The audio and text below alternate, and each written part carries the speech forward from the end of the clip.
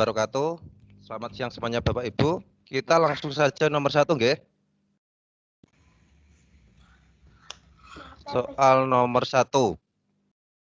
Sudah kelihatan Bapak Ibu? Sudah kelihatan, Pak. Oke, nomor 1. Dalam pilar filsafat, kajian tentang manfaat ilmu keolahragaan disebut sebagai titik-titik. A. Aksiologi, B. Ontologi, C. Metafisika, D. Epistemologi, dan E. Logika. Untuk pembahasannya, 3 pilar filsafat meliputi 1. Ontologi, epistemologi, dan aksiologi. Secara berarti pilihannya yang E dan D, C itu otomatis sudah tidak ada jawabannya. Sekarang bahas satu persatu nggih. Untuk ontologi itu ilmu keolahragaan yang mempelajari tentang hakikat, asal usul dan eksistensi ilmu keolahragaan. Dan epistemologi itu mengkaji benar atau salah atas sesuatu yang ada. Dalam ilmu keolahragaan, perspektif epistemologi memfokuskan pada bagaimana kebenaran dapat dicapai. Apakah langkah-langkah dan metodenya? Sedangkan aksiologi membahas tentang etika dan estetika dan manfaat ilmu. Oleh sebab itu, manfaat ilmu keolahragaan menjadi bagian yang dikaji dalam aksiologi. Berarti dalam pertanyaan nomor 1, dalam pilar filsafat, kajian tentang manfaat ilmu keolahragaan disebut, kita sudah jelas dari penjelasan di atas. Berarti jawabannya adalah aksiologi. Monggo ada pertanyaan Bapak? Halo?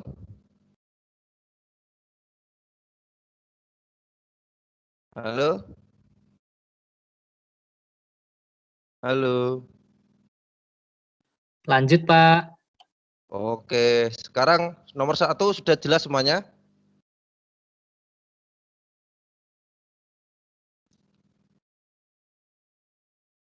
Sekarang nomor 2. Akar olahraga adalah manusia yang bermain. Ciri-ciri suatu aktivitas dapat disebut permainan adalah titik-titik. A. Serius. B. Menggunakan lapangan. C. Tujuan untuk aktivitas permainan itu sendiri. D. Melibatkan banyak orang. D. Adanya wasit. Berarti akar olahraga dan manusia itu yang bermain ciri-cirinya suatu aktivitas dapat disebut permainan. Pembahasannya, bentuk aktivitas yang menyenangkan yang dilakukan semata-mata untuk aktivitas itu, bukan karena ingin memperoleh sesuatu yang dihasilkan dari aktivitas. Berarti contohnya kalau pertandingan itu harus ada dihasilkan. Berarti untuk pertanyaan nomor 2 sudah pasti jawabannya yaitu tujuan untuk aktivitas bermain itu sendiri. Halo, Pak. Halo. Iya, Pak. Dengar, Pak. Dengar. Siap, Pak. Sekarang nomor Lanjut. 3. Oke, nomor 3. Olimpiade kuno dilaksanakan di kota titik-titik. Ini waktu itu ada 2 pertanyaan, G. Olimpiade kuno dan Olimpiade modern. Yang dipertanyakan itu adalah Olimpiade kuno. A. Athena, B. Olimpia, C. Santorini, D. Yunani, E. Efosmos. Olimpiade kuno dilaksanakan pertama kali pada tahun 777 sebelum Masehi di kota Olimpia. Berarti sudah jelas. Untuk pertanyaan nomor 3, kan yang ditanyakan kan Olimpiade kuno. Berarti jawabannya sudah jelas untuk B. Oke. Kalau Olimpiade Yunani itu di kota Athena, di negaranya sama yaitu Yunani, tapi kotanya berbeda. Oke, Bapak Ibu. Ini kan yang dipertanyakan Olimpiade kuno. Berarti kalau Olimpiade kuno itu di kota Olimpia. Kalau untuk negaranya itu sama, yaitu Yunani. Sudah jelas? Siap. Oke, sekarang selanjutkan nomor 4. Nah, menggiring bola dengan kaki termasuk gerak titik-titik. Ini untuk pelajaran SD kira-kira kelas 5 nggih. Nah, sekarang bahas satu persatu nggih. Gerakan pripun? Lanjut. Pripun, Pak? Oke. Kita bahas satu persatu. A. Manipulatif. Nah, manipulatif adalah gerakan atas suatu objek. Berarti gerakan yang menggunakan objek. Oke. Contohnya menangkap bola, memukul benda, menggiring bola, dan lain-lainnya. Oh, berarti sudah jelas pertanyaan nomor 4. Menggiring bola. Berarti jawabannya adalah A. Oke. Untuk gerakan non lokomotor itu gerakan tubuh yang minimalkan atau tanpa ada perpindahan tempat. Nah, itu intinya gerakan non lokomotor itu gerak yang tidak berpindah tempat. Contohnya mengayunkan tangan, meliwakkan badan, atau membungkuk. Untuk gerakan lokomotor intinya itu gerakan yang berpindah tempat. Contohnya berlari, lompat, dan lain-lain. Halo? Ada pertanyaan untuk nomor 4? Tidak, selanjutnya. Selanjutnya, nomor 5. Berikut ini adalah faktor-faktor yang mempengaruhi gaya eksternal dalam mekanika gerak manusia, kecuali A. Daya tarik bumi, B. Gesekan, C.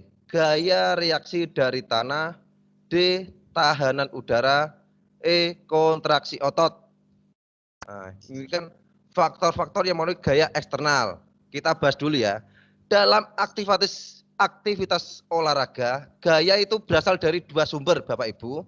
Yang pertama, sumber gaya internal dan gaya eksternal. Gaya internal diciptakan dari dalam tubuh seseorang akibat hasil kontraksi antara otot-otot yang melakukan aktivitas tarik-menarik. Sedangkan gaya eksternal itu suatu gaya yang tercipta karena adanya pengaruh dari faktor gravitasi, gaya reaksi dari tanah, gesekan, tahan udara dalam berbagai aktivitas. Pada cabang olahraga menghasilkan suatu gaya dorongan atau tarikan. Untuk pertanyaan nomor 5, berarti ini kan faktor-faktor yang mempengaruhi gaya eksternal. Ini kan ada kecuali, kata kuncinya yaitu kecuali. Berarti jawabannya yaitu kontraksi otot. Pripun Bapak untuk nomor 5? Halo, nomor 5 ada pertanyaan? Bapak, nomor 5 ada pertanyaan? Ya, cukup. Lanjut aja, Pak. Oke, sekarang nomor 6. Cara merangsang kepercayaan diri yang dapat meningkatkan kemampuan belajar gerak anak. Ini untuk anak-anak SD bisa, untuk TK bisa. Cara merangsang kepercayaan diri anak. Kita bahas ya. Kepercayaan diri adalah salah satu kunci kesuksesan belajar gerak. Beberapa strategi yang sering dilakukan guru adalah memberikan keteladanan, pembiasaan, dan pemberian reward, misalnya memberikan pujian. Strategi ini biasanya efektif dalam pembelajaran gerak, terutama bagi anak-anak dan kemampuan rendah. Untuk pertanyaan nomor 6, cara merangsang kepercayaan diri yang dapat meningkatkan kemampuan belajar gerak anak adalah berarti untuk kita untuk memberikan pujian. Yang paling tepat yaitu jawabannya adalah A. Yang B itu melakukan drilling atau pengulangan, itu pasti untuk anak-anak yang apa? Yang kepercayaan diri tidak ada, pasti bingung, ya. Yang paling tepat yaitu A, memberi pujian. Bon, Selanjutnya. Tanya sebentar, Pak. GG. Pripun? Di samping memberikan pujian, diperbolehkan tidak seorang pengajar katakanlah memberi reward itu berupa bingkisan atau semacam makanan kecil atau permen atau gimana, itu diperbolehkan atau tidak, Pak? Itu diperbolehkan asalkan Ya. anak-anak lainnya itu kan biasanya iri nggih, Pak, kalau untuk anak-anak SD. Ya kan sama halnya kan memberi rangsangan itu tadi. Nah, tapi kan kalau kan ada banyak anak nggih, Pak, mesti kan iri. Ya. Tapi kan kepintarannya untuk pendidiknya, Pak. Cara memberikannya itu harus bagaimana, misalnya kamu kalau bisa lari seperti ini saya beri hadiah. Itu untuk pertama kalinya, Pak. Harus ada persyaratannya dulu. Nanti kalau enggak bisa ya enggak. Nah, itu bisa, tapi kan untuk opsinya kan cuma memberi pujian, ya Pak. Berarti kan yang tepat untuk pertanyaan 6 itu yang A. Pripun, Bapak? Ya, lanjut. Sekarang nomor 7. Nah, ini berjabat tangan setelah selesai pertandingan menunjukkan sikap A. Toleransi, B. Kerjasama, C. Sportif, D. Persahabatan, E. Memaafkan. Kita bahas nggih. Secara arti kata sportivitas adalah sikap adil, jujur terhadap lawan. Sikap bersedia mengakui keunggulan, kekuatan, kebenaran lawan atau kekalahan sendiri. Sikap kekeluargaan atau sportivitas adalah nilai etis yang dijunjung sebagai prinsip bidang olahraga bagi setiap atlet, olahragawan, pengadil, dan anggota yang terlibat dalam bidang olahraga untuk mengacu pada perilaku penghormatan, pengakuan, dan toleransi hak-hak sesama insan olahraga yang menciptakan persaingan positif tanpa niat merugikan pihak lain. Nah, untuk pertanyaan nomor 7, berjabat tangan setelah selesai pertandingan menunjukkan sikap yang paling benar, yaitu sportif. Pripun, ada pertanyaan untuk nomor 7? Halo? Lanjut, Pak. Pembahasan soal sampai berapa, Pak? Pembahasan soalnya sampai soal. Gimana? Pembahasan soalnya sampai berapa soal? Hari ini 1 sampai 25, Pak. Ya, dilanjut, Pak. Oke, sekarang nomor 8. Teknik dasar sepak bola yang sangat, garis besarnya itu yang sangat mendukung dalam mengatur irama permainan adalah yang sangat, sekali lagi, yang sangat mendukung dalam mengatur irama permainan. A. Kicking, B. Dribbling, C. Passing, D. Overlapping, E. Intercapping. Nah, untuk A ini kicking itu seperti menendang bola, nggih. Kita bahas dulu. Untuk teknik dasar pemain sepak bola itu ada banyak yang harus dikuasai oleh pemain sepak bola. Di antaranya menggiring bola. Selanjutnya menendang bola atau kicking. Mengumpan bola atau passing. Menghentikan bola atau stopping. Berarti untuk nomor 8 ini, teknik dasar yang sangat mendukung dalam mengatur irama permainan adalah jawabannya itu B, Pak. Yaitu dribbling itu menggiring bola, kan untuk mengatur irama kan menggiring bola pemain itu, Pak. Kalau untuk kicking kan menendang kan biasa saja untuk menendang, passing cuma passing. Pripun, Bapak, nomor 8? Lanjut. Lanjut. Ada pertanyaan untuk nomor 8? Lanjut. Nomor 9. Prinsip melakukan smash yang baik adalah titik-titik. Opsi A, di antar pemain lawan. Bisa. B, sedekat mungkin dengan net. Ini kalau sedekat mungkin dengan net, biasanya kita terjadi pelanggaran yaitu menjadi net. Yang C, kepada pemain lawan yang tidak konsentrasi. Bisa. Yang D, pada area yang paling kosong pemain lawan. Ini bisa. E, pada era yang terjauh dari net. Bisa. Untuk nomor 9, prinsip melakukan smash yang baik. Nah, kata kuncinya yang baik, ya Pak. Berarti yang baik, yang sangat baik yaitu pada area yang paling kosong pemain lawan. Nah, yang paling baik. Nomor 9, ada pertanyaan? Lanjut. Lanjut. Nomor 10. Permainan kasti dapat dimainkan apabila peserta dapat menguasai minimal teknik. Nah, teknik permainan kasti. Ini pelajaran SD kelas 4. Nah. A. Pukulan, tangkapan, operan, lari, dan tik. B. Tangkapan, sliding, lari. C. Tik, pukulan, sliding, dan operan. D. Lari, sliding, tangkapan, operan. E. Sliding, tangkapan, operan, lari. Kita bahas dulu. Tujuan permainan kasti adalah mencetak skor permainan dimulai dengan 1. Pukulan, bola ditangkap, dioverkan. Untuk dapat kembali ke home base atau ke rumah harus lari. Dan cara mematikan lawan dengan cara mengetik. Sliding adalah teknik tambahan untuk menginjak base. Oh, berarti untuk sliding itu untuk teknik tambahan, gitu Pak.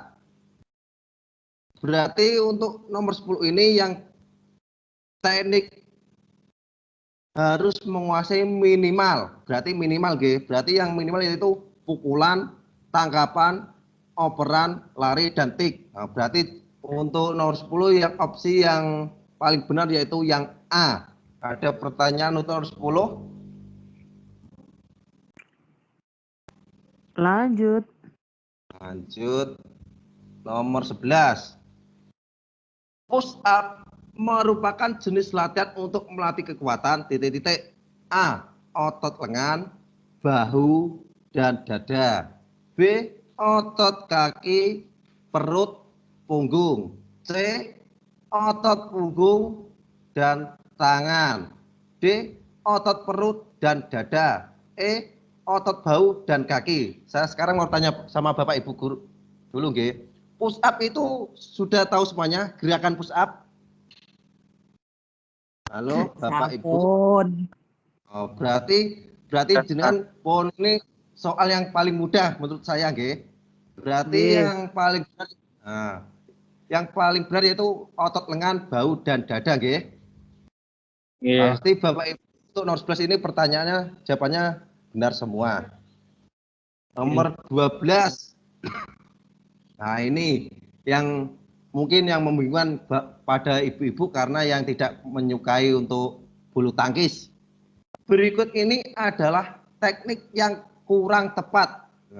Teknik yang kurang tepat untuk mengembalikan pukulan tinggi di sisi sebelah kiri belakang pemain dalam permainan bulu tangkis jika pemain lawan kidal. Bapak Ibu, berarti kalau pemain kidal itu menggunakan tangan kiri, nggih? Nah, teknik yang kurang tepat opsi yang A yaitu forehand, B backhand, C jumping smash, D smash, E drop shot. Nah, pemilihan pegangan raket dalam berdasarkan aktivitas. Jika kidal berarti kidal menggunakan tangan kiri. Dengan tangan kiri, bola di sisi kiri belakang. Berarti contohnya kita megang tangan kiri, koknya di atas tangan kiri. Berarti teknik yang kurang tepat. Berarti gerakan kalau backhand pasti tidak bisa. Kalau backhand kalau kiri sebelah kanan pasti bisa untuk tangan lawan kidal. Berarti untuk nomor 12 jawabannya yang paling mungkin yaitu adalah B, backhand. Halo Bapak, ada pertanyaan untuk nomor 12? Halo? Lanjut, Pak. Oh, buat pertanyaan untuk 12. Gerak apa? Untuk forehand itu gimana? Itu gimana? Nggak ada pertanyaan. Kelihatannya Apa? peserta pengen yang cepet bar ini gitu lah. Nah, nanti Oh, lihat di gitu. video YouTube aja, Pak. Oh, berarti Kalau lewat uraian itu susah dipahami. berarti kan untuk gerakan backhand forehand itu sudah bisa. Itu bayangannya itu loh. Gerakan forehand itu gimana gitu sudah tahu nggih? Sudah. Oke, selanjutnya nomor 13. Bentuk latihan kebugaran untuk meningkatkan kelincahan. Oh, ini untuk meningkatkan kelincahan, nggih. A. Push up. B. Jogging. C. Naik turun tangga. D. Pull up. E. Lari zigzag. Nah, untuk push up itu untuk meningkatkan kelincahan nomboten nggih, Pak.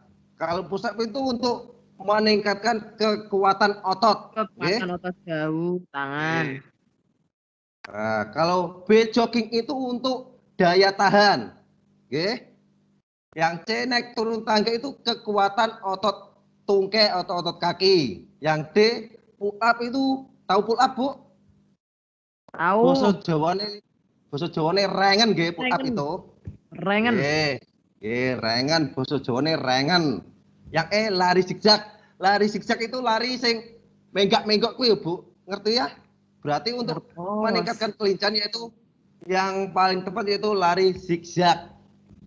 Ada pertanyaan untuk nomor 13? Lanjut. Sepertinya Bapak Ibu kok semangat pengen loncat lanjut terus. Saya itu suka dengan peserta kali ini, Pak. Baru kali ini saya menemani itu selalu lanjut sudah. Mungkin Bapak Ibu kan sudah pripon, Pak? Kayaknya pesertanya anteng-anteng iki, Pak. Oh, nomor 14. Jika Anda ingin mengukur daya tahan jantung paru, kekuatan otot perut, kekuatan otot lengan, fleksibilitas, dan kelincahan, maka tes yang digunakan adalah titik-titik. Ingat G, mengukur daya tahan jantung paru, kekuatan otot perut, kekuatan otot lengan, fleksibilitas, dan kelincahan. Tes yang digunakan adalah titik-titik. A. Squat jam, sit up, back up, sateran, mencium lutut. B. Lari 12 menit, sit up, push up, mencium lutut, dan sateran. C. Naik turun bangku, sit up, pull up, mencium lutut, sateran. D. Multi stack, back up, push up, mencium lutut, sateran. E. Multi stack, sit up, push up, mencium lutut, dan lari. Kita bahas dulu. Tes untuk mengejar daya tahan jantung paru, yaitu bisa lari 12 menit, lari 2, pokoknya lari atau multi stack. Berarti untuk B dan D mungkin bisa. Oke. Sekarang yang untuk kekuatan otot perut bisa sit up. Berarti sit up yang B dan E sudah lari 12 menit dan sit up. Yang E multi stack dan sit up. Untuk kekuatan otot lengan, berarti kekuatan otot lengan tadi sudah bisa pull up, bisa push up. Berarti yang B dan E juga bisa. Sekarang yang untuk fleksibilitas. Fleksibilitas itu kelenturan, Bu. Bisa mencium lutut. Berarti untuk mencium lutut yang B dan E bisa. Yang terakhir kelincahan. Kelincahan berarti kita latihan kelincahan biasanya menggunakan lari sateran atau lari zigzag atau lari bolak-balik. Lari sateran itu lari bolak-balik, Bu. Lari cepat itu untuk kecepatan. Berarti jawaban yang paling tepat yaitu yang B, lari 12 menit, sit up, push up, mencium lutut, dan sateran. Untuk nomor 14 jawabannya yaitu yang B. Ada pertanyaan untuk nomor 14? Halo? Untuk Gimana? Untuk yang backup Ya, itu untuk backup kenapa? tes kakak itu juga tidak termasuk di fleksibilitas. Oh, backup Backup. itu untuk otot punggung, Pak. Kan fleksibilitas itu kelenturan, nggih. Tapi kan ini untuk backup yang untuk satran itu kan untuk kan kita mengurutkan Bu, Pak. Daya tahan jantung itu sekuat jam, masa daya jantung latihan dengan sekuat jam, tidak mungkin kan? Ini pilihannya sudah urut Pak dari pertanyaannya. Nah, itu hanya pertanyaan lagi untuk apa fungsinya saja Pak. Berarti di luar itu, di luar pertanyaan nomor 14 nggih. Ya. Oh. Untuk fleksibilitas backup itu juga bisa Pak untuk fleksibilitas untuk kelenturan. Ada pertanyaan lagi? Terima kasih, Pak. Oke. Dilanjut? Lanjut. Lanjut. Oke, nomor 15. Dalam senam lantai, gerakan melangkah yang disertai tolakan kaki sehingga ada saat badan melayang di udara, mendarat dengan salah satu kaki disusul dengan kaki yang lainnya merupakan gerakan dasar titik-titik. A. Step, B. Loncat, C. Langkah, D. Sikap badan, E. Pendaratan. Kita bahas satu persatu dulu. Gerakan step adalah melangkah dengan tanpa merubah posisi kaki. Artinya kaki depan setelah mendarat kakinya tetap di depan. Oh, berarti tahu kan step cuma melangkah tek satu kali saja nggih. Itu step. Untuk loncat itu meloncat pada melayang di udara diakibatkan tolakan. Tahu Bu? Yang C langkah itu melangkah. Tidak meloncat sama melangkah. Berarti untuk nomor 15 gerakan melangkah yang disertai tolakan kaki. Berarti yang disertai dengan tolakan kaki. Ada saat badan melayang di udara. Berarti untuk nomor 15 jawabannya yaitu opsi yang B. Ada pertanyaan untuk 15? Maaf Pak, untuk Oke. definisi pendaratan gimana? Pendaratan kan juga lompat, terusan ada tumpuan kakinya. Kan pendaratan itu bisa dua kaki, nggih.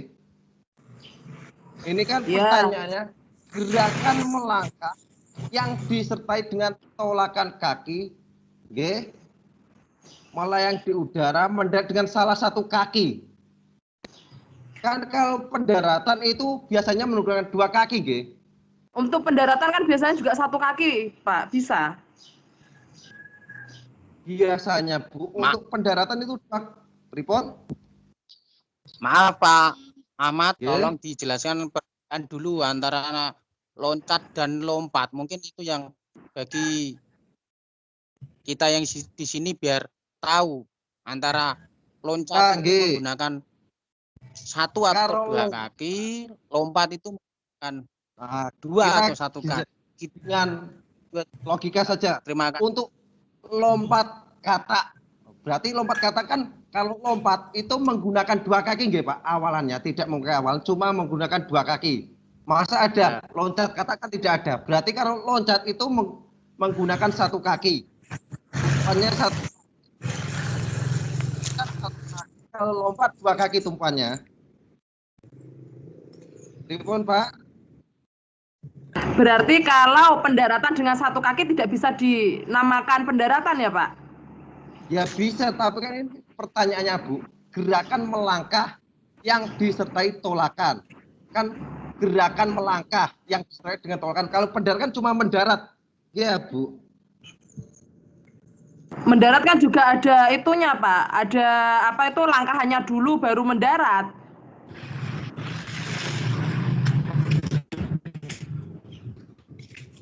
Kan biasanya mendarat kan cuma gimana ya? Mendarat cuma tek. Biasanya kan mendarat itu pripun. Maaf Pak, sebentar Pak. Mungkin definisi saya tentang pendaratan itu salah. Kalau menurut saya, setahu saya itu definisi pendaratan itu kita melakukan langkah atau larian terus melompat, entah itu dengan satu tumpuannya dengan satu kaki atau dua kaki, itu menurut saya pendaratan gitu, Pak. Nah, itu juga menurut saya juga benar, Bu, kalau itu. Tapi kan ini dalam senam lantai, Bu. Dalam senam lantai. Oke. Pertanyaannya dulu, Bu, dipahami dulu, Oh nggih. iya iya, ya bayangan Nah. saya itu malah pendaratan dalam itu Pak, apa kayak lompat jauh itu. Ya maaf ini ada keterangan dalam senam lantai. Senam lantai. Iya iya. Nah, nggih. Report ada pertanyaan lagi? Lanjut. Oke, nomor 16. Unsur-unsur di bawah ini yang tidak dibutuhkan saat melakukan gerakan senam irama. Kata kuncinya yang tidak dibutuhkan, nggih. A. Kelentukan. B. Kontinuitas. C. Gerakan cepat. D. Ketepatan dengan irama. E. Keluasan. Ini kata kunci yang tidak dibutuhkan gerakan senam irama. Kalau kelentukan itu pasti. Kontinuitas itu pasti. Kecepatan gerak bisa tidak, bisa ya. Yang D, ketepatan dengan irama pasti. Yang E, keluasan. Berarti untuk nomor 16 yang tidak dibutuhkan saat melakukan gerakan senam irama. Opsi yang paling benar dari pilihan A, B, C, D, dan E kemungkinan yaitu yang C, kecepatan gerak. Ada pertanyaan untuk nomor 16? Lanjut. Lanjut. Nomor 17. Bentar Pak, belum. Ulangi yang 16. Oh, Nah, saya belum tahu yang maksudnya kontinuitas itu gimana Pak? kontinuitas itu berkelanjutan.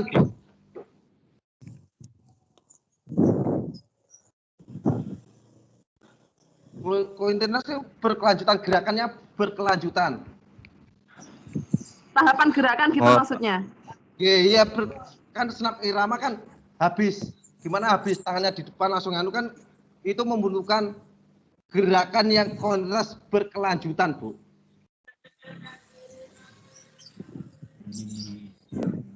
Halo? Contohnya Pak. Iya Pak, ya. Lanjut. Nomor Mohon 17. Pak. Halo. Halo. Ini waktunya kurang sedikit lagi ya. Ini baru nomor 16, kurang 10 soal lagi. Pripun? Tambahin lagi waktunya Pak sampai selesai. Ya Pak Ahmad. Pak Ahmad. Pripun? Lanjut. Kak Roni, Lanjut. ayo. Roni, monggo. Sekarang nomor 17.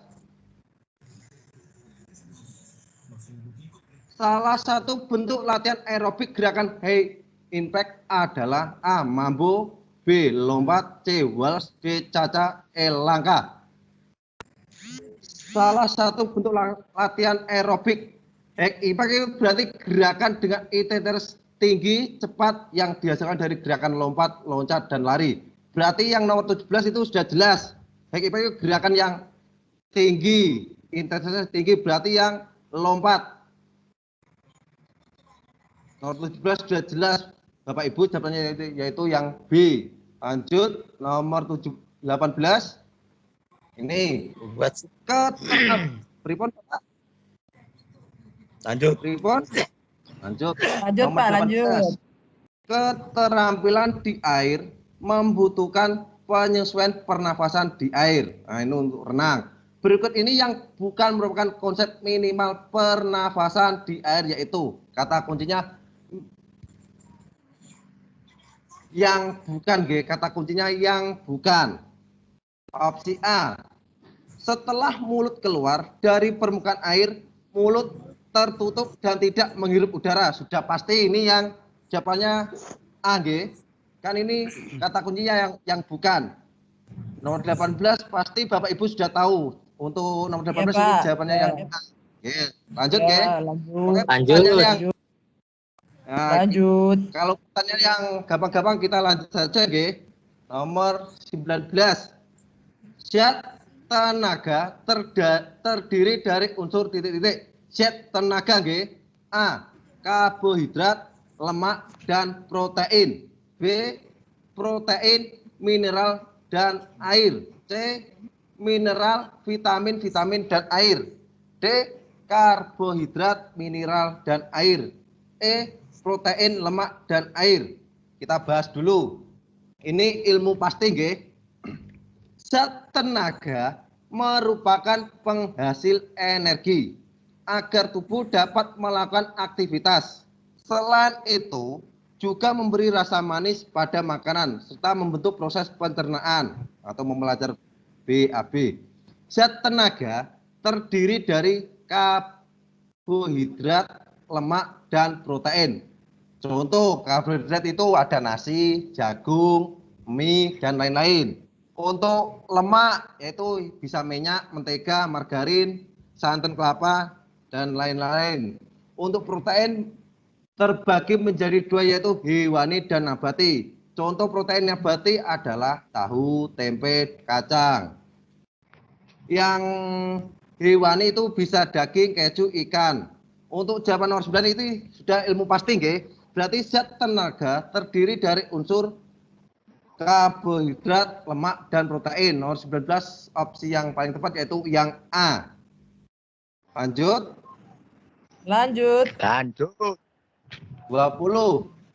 Di bawah ini adalah syarat-syarat makanan yang baik bagi kesehatan. Kecuali. Oke, ada kata kuncinya yaitu kecuali. A. Higienis, itu pasti. B. Bergizi, pasti. C. Mengenyangkan, bisa jadi, bisa tidak. D. Bervitamin dan bermineral, itu pasti. E. Cukup mengandung air, pasti. Oh, berarti syarat-syarat makanan yang baik bagi kesehatan. Ini kata kuncinya kecuali. Berarti untuk opsi A, B, C, D, E yang paling tepat yaitu yang C, mengenyangkan. Ada pertanyaan Bapak Ibu nomor 20? Lanjut. Lanjut. Waktunya ini. 15 Ripon. Ya, lanjut Bang Roni. Oke. Nomor 21. Berikut ini yang bukan dampak pergaulan bebas adalah titik-titik. Yang bukan. Kata kuncinya yang bukan. Biasanya Bapak Ibu itu kalau membaca soal itu mesti kata tidak dicari kata kuncinya, pokoknya langsung dijujuk nganggur, ya Bu. Betul. Ini kan kata yang bukan dampak pergaulan bebas. A. Hilangnya semangat belajar dan cenderung malas dan menyukai hal-hal yang melanggar norma sosial. B. Suramnya masa depan akibat terjerumus dalam dunia kelam. C. Dijauhi masyarakat sekitar karena perilaku tidak sesuai dengan nilai atau normal sosial yang berlaku. D. Tumbuh menjadi sosok individu dengan kepribadian yang menyimpang. E. Berpotensi terserang penyakit jantung. Berarti yang bukan dampak-dampak pergaulan bebas adalah yang bukan. Berarti yang A itu hilangnya semangat belajar itu bisa pasti. Yang B. Suramnya masa depan. Pasti. Yang C. Dijauhi masyarakat sekitar, itu sudah pasti. D. Tumbuh menjadi sosok individu yang dengan kepribadian yang menyimpang, pasti. Yang E. Berpotensi terserang penyakit. Berarti untuk nomor 21 yaitu yang benar yaitu yang E. Berpotensi terserang penyakit jantung. Ada pertanyaan untuk nomor 21 Bu? Bapak? Lanjut. Lanjut. Nomor 22. Atlet lompat jauh pada saat mendekati papan tolakan tidak dianjurkan mengurangi kecepatan lari karena titik-titik. A. Menambah jauh lompatan. B. Mengurangi daya dorong ke depan. C. Menyalahi aturan. D. Mengganggu atlet lain. C. Membuat cedera atlet.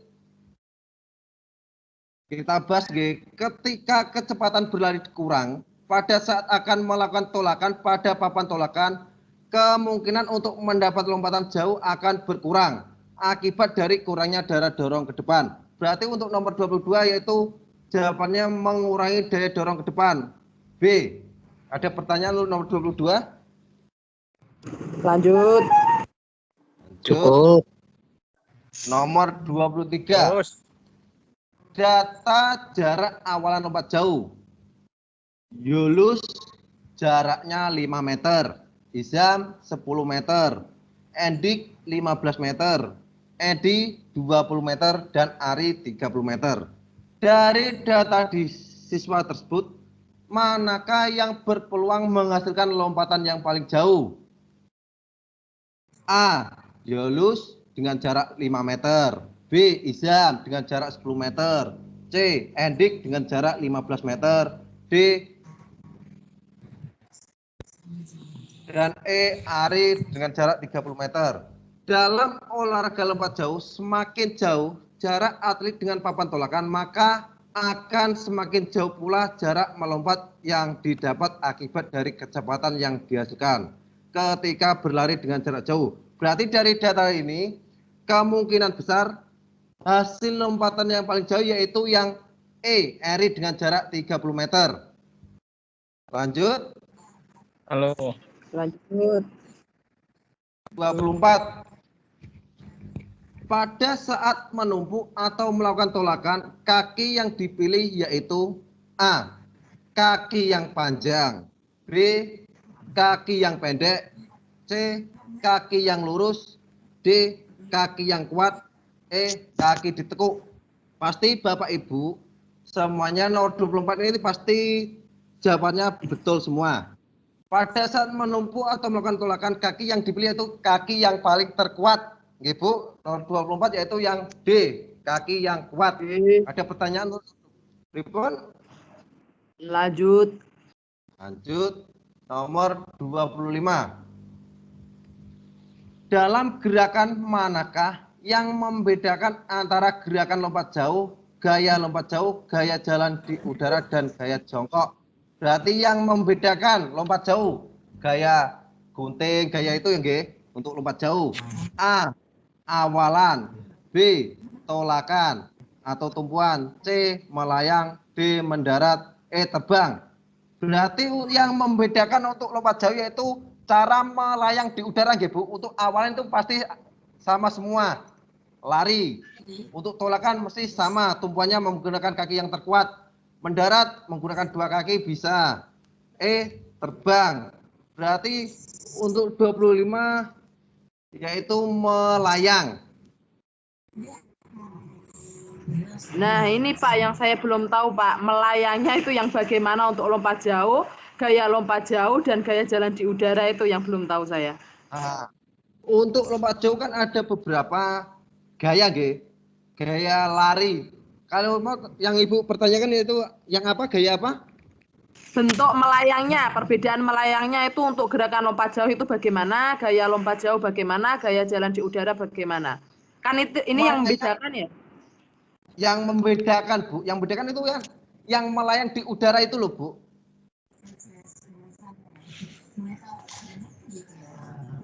Telepon, Bu.